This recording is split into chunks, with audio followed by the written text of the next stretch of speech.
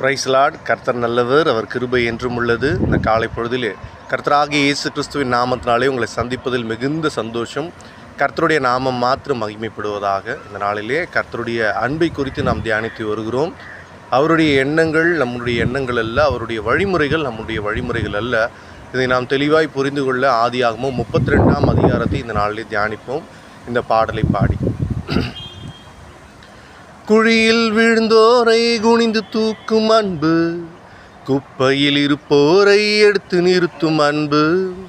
குழியில் விழுந்தோரை குனிந்து தூக்கும் அன்பு, குப்பையில் இருப்போரை எடுத்து நிறுத்தும் அன்பு. ஒடுக்கப்பட்டோரை உயர்த்திடும் அன்பு, எந்த காலத்திலும் மாறாத அன்பு. ஒடுக்கப்பட்டோரை உயர்த்திடும் அன்பு, எந்த காலத்திலும் மாறாத அன்பு. இது ஒப்பில்லாத அன்பு, பூரண அன்பு. இது ஒப்பில்லாத அன்பு, பூரண அன்பு. இயேசுவின் அன்பு இது ஒப்பில்லாத அன்பு, புறம்பே தள்ளாத பூரண அன்பு. இயேசுவின் அன்பு இது ஒப்பில்லாத அன்பு, புறம்பே தள்ளாத பூரண அன்பு. ஆழமான ஆழியிலும் ஆழமான அன்பு, உயர்ந்த மலைகளிலும் உயரமான அன்பு. அளந்து பார்க்க முடியாத அளவில்லாத அன்பு, விவரிக்க முடியாத அற்புத அன்பு. ஆழமான ஆழியிலும் ஆழமான அன்பு, உயர்ந்த மலைகளிலும் உயரமான அன்பு.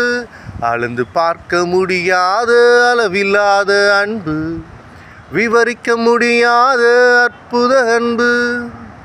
இயேசுவின் அன்பு இது ஒப்பில்லாத அன்பு, புறம்பே தள்ளாத பூரண அன்பு. இயேசுவின் அன்பு இது ஒப்பில்லாத அன்பு, புறம்பே தள்ளாத பூரண அன்பு.